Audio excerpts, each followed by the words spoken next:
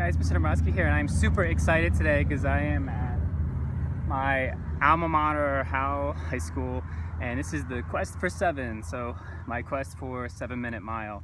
So a 7-minute mile is 4 times around the track.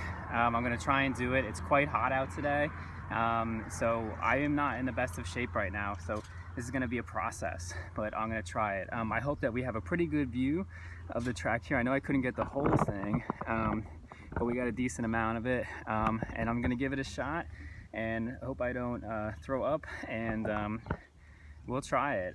So this is the first part of the series, so I have my watch, and it's really hot, so I hope my phone doesn't explode. So let's go.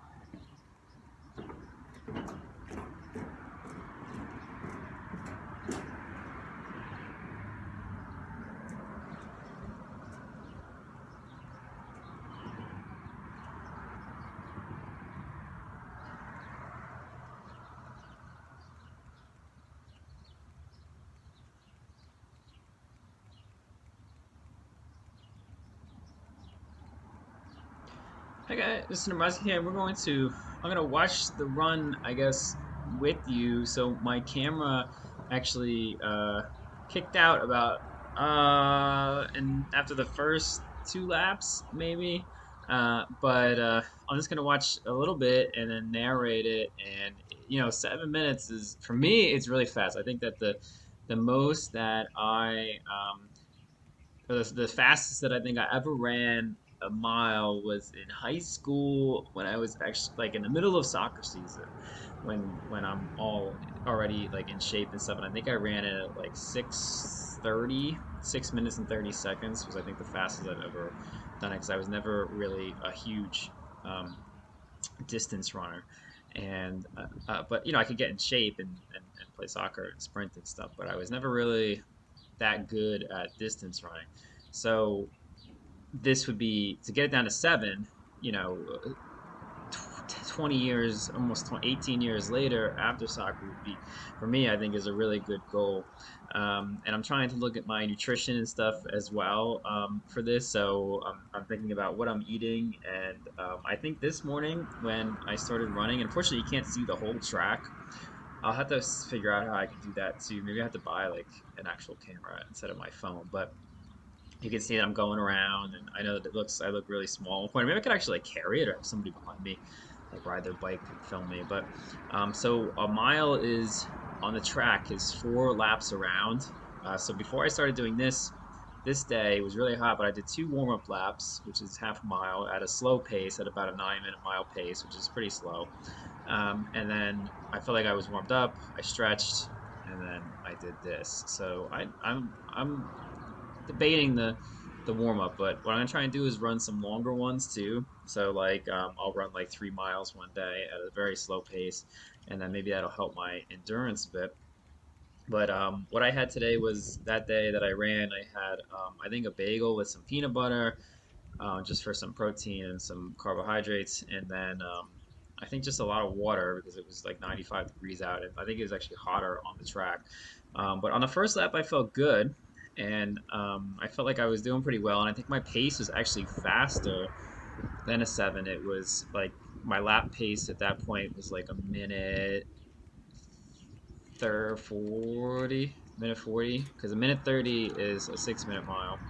So I think mine was about a minute 40, which is a little bit faster than what you need for a 7. Because I think for a 7 you need a minute 50, right? Because a minute 50 times 4 would come out to 7 minutes, right? Does that work? Is that how that works? Because a minute 30 is minute 30, minute 33, minute 30, minute 30 comes out to 6, right? And then a minute 50 would be 20 seconds longer for each lap, so 20:40. Oh, wait a minute, no. No, I would need 15, right? Okay, so I was like 5 seconds faster than, so I need a minute 45 on each lap. I should probably know that.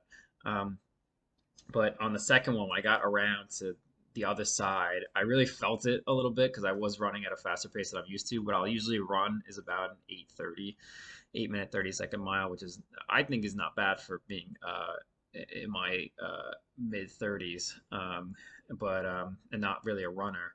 But that's what I tried to do.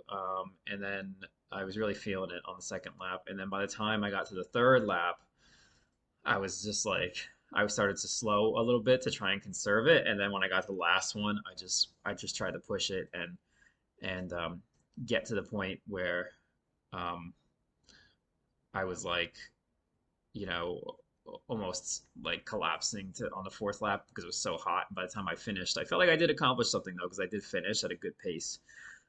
So that felt good. So I'm gonna try and do it.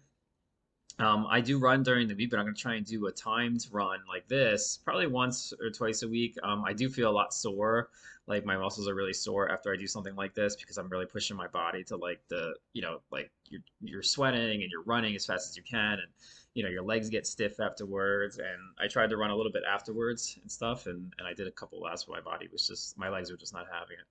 So it was very difficult, but hopefully in a little while, maybe like 2 months or so, I can get down to 7. So it doesn't seem like that bad because I finished this mile at 7:50, something like that. So sub 8 minutes, so under 8 minutes.